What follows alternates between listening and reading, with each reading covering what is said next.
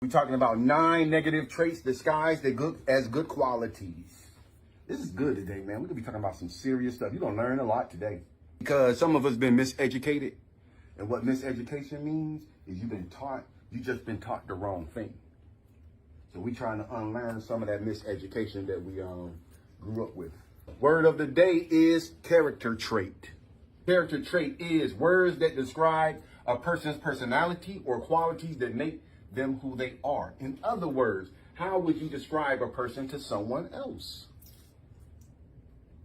You're going to describe their character traits. Character trait is they're a nice person. They're kind-hearted.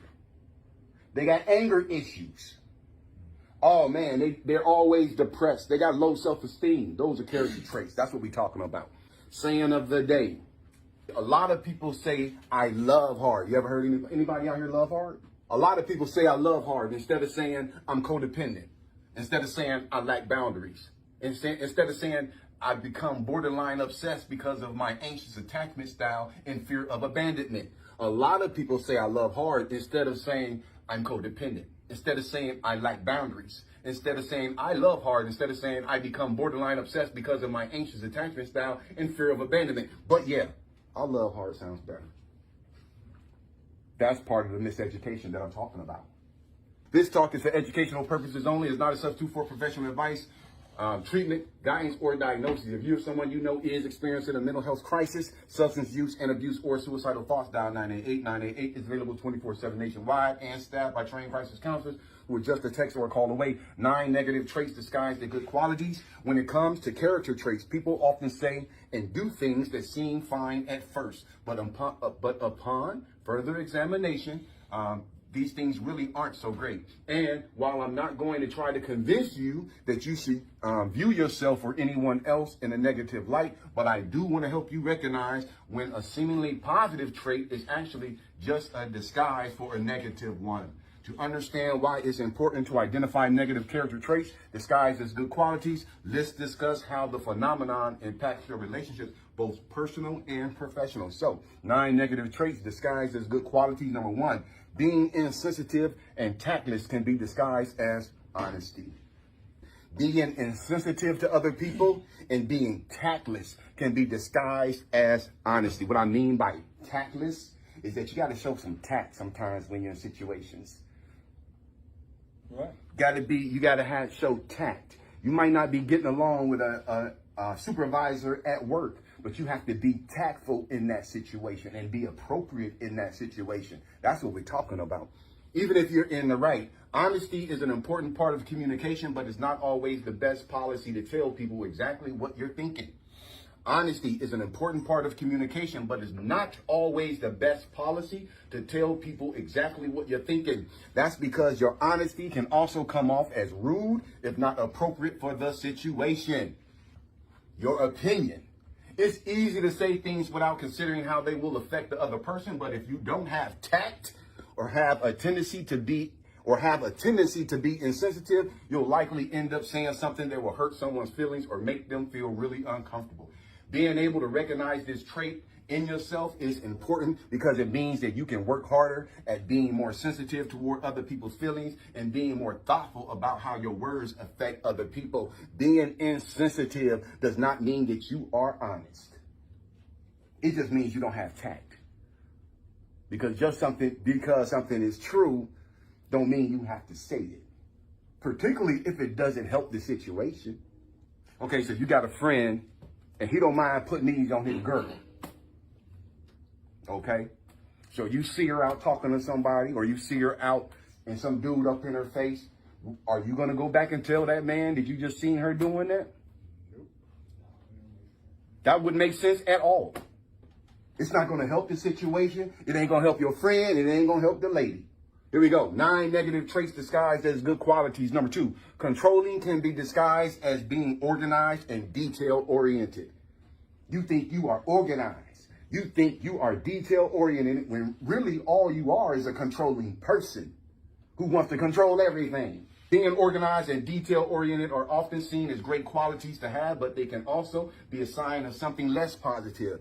If you're always the one who takes on the task of organizing and planning events or projects, it's possible that you have a hard time trusting others to do things the way you think is best.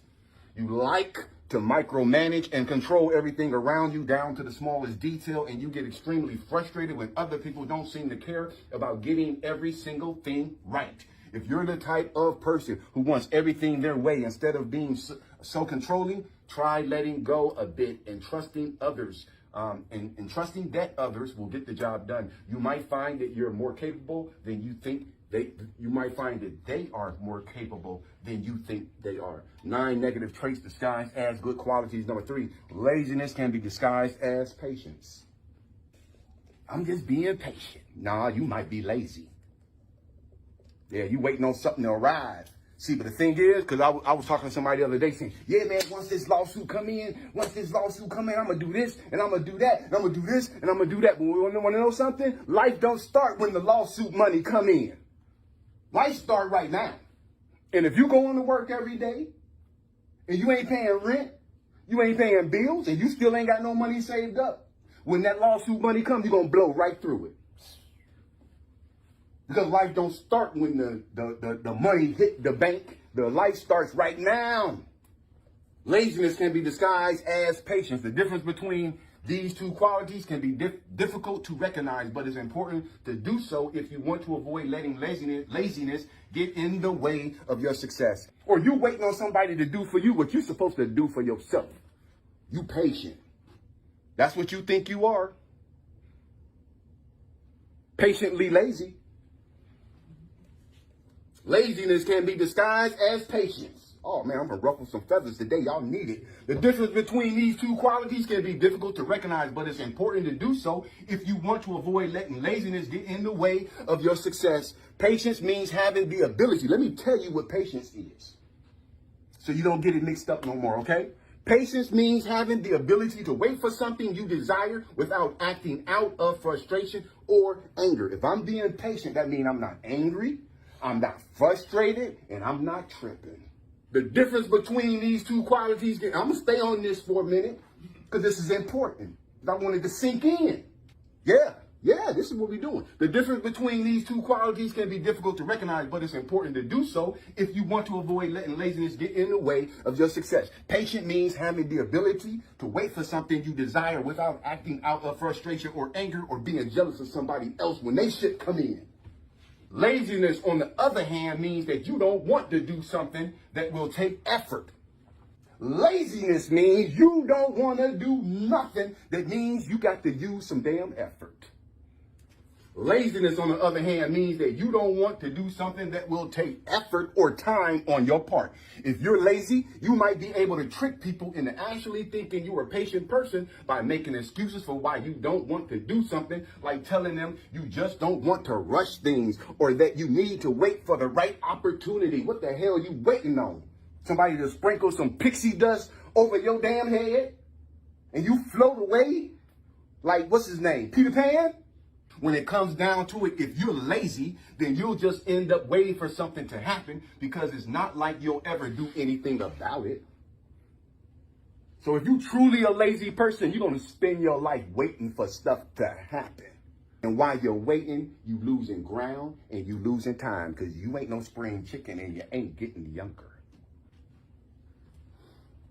9 negative traits disguised as good qualities. Number 4, vanity can be disguised as self-confidence. You want to know what the Bible say about vanity? It says God hates a proud look. Did y'all know that? The Bible says God hates a proud look. Vanity can be disguised as self-confidence. Many people are vain, but they don't always know it. Many people are vain, but they don't always know it. This is because vanity is often disguised as self-confidence, and when you're feeling good about yourself, it can be hard to see past the disguise. But if you look close, you'll see that vanity has some telltale signs that can help you recognize it. This is how you recognize vanity. This is how you recognize it. People who are vain make it a point to always dress well and look good. Now, we see that as a good quality, am I right? All right, we disguising a negative quality with good qualities. Come on, here we go. People who are vain make it a point to always dress well and look good. They spend hours in front of the mirror and are overly concerned with their appearance. They typically have a lot of selfies on their phones, and they're the ones who tend to get beauty treatments and plastic surgeries. While there is nothing wrong with caring about how you look, this can be very unattractive and off-putting if taken to extremes. 9 negative traits disguised as good qualities. Number 5, being demanding can be disguised as having high standards. Placing your demands on other people. Well, I just got my high standards. You're going to be my friend. You got to have this, this, and that. If I'm going to date you, you got to be this, this, and that. And there ain't nothing wrong with having high standards, but it's a flip side to that coin. Come on. While having high standards may not seem like a bad thing, you have to be careful with this one. If you're demanding, you might think that you're just holding yourself to higher standards than other people. And you likely believe that your demands are reasonable and justified. But the truth is that being demanding is usually not very helpful for anyone involved. If you're constantly pushing others to meet your standards or expecting things from them that they don't have the ability or resources to do, your demands will only create stress and tension. It's always better to allow people around you room enough to be human and not expect so much from them at all. 9 negative traits disguised as good qualities. Bottling up feelings can be seen as emotional strength. We know that's not true. Bottling up your emotions, because I'm not going to cry. I'm just not going to cry. And we talked about that yesterday. I was like, yeah, we men, a lot of times we take on the emotions of women sometimes, and you be running around here crying. And I wasn't saying that to say that if you feel like crying, not to do it. I'm not saying that. I'm not saying bottle up your feelings. What I'm saying is don't let emotions control you.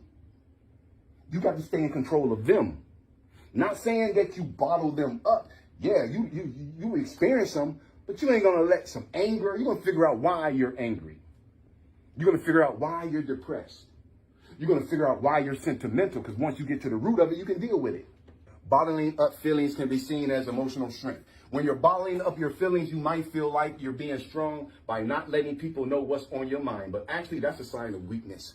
It means that you're hiding from the truth, and it prevents you from being able to work through them in a healthy way. Bottling up feelings can create more stress than just letting them out in the open. It can lead to feelings of guilt or shame if you don't know how to express yourself properly. It also creates unnecessary resentment towards those around you because you feel like they're not helping, but they don't know what the hell is going on with you because they can't read your mind.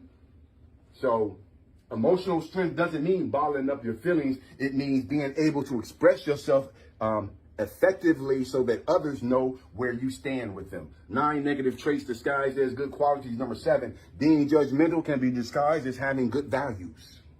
Here we go. Of course, having good values is a great thing. It means that you care about the world and you want to make it a better place. The problem starts when you begin to judge other people for things that aren't really worth judging in the first place. When you allow yourself to be judgmental, you are often acting on your own biases and not trusting the other person's ability to make their own decisions. If you're judging someone for having a different opinion, for making certain choices, then you are inherently putting yourself above that person. You are saying that your way is the right way and theirs is wrong. Instead of assuming that someone is making bad choices in life, be thinking about what that person may be going through and how your words and your actions can help them through it. Instead of judging somebody, help them. Instead of criticizing somebody, help that person. 9 negative traits disguised as good qualities. Number 8, being unstable can be disguised as being spontaneous. They don't have a job. They say, I'm just going to go fishing today. Bro, you should be going for a job interview. They got a lot of time on their hands. They just, you know what? I'm going to just do this today. There's no planning. And in some ways, that could be a good thing, though.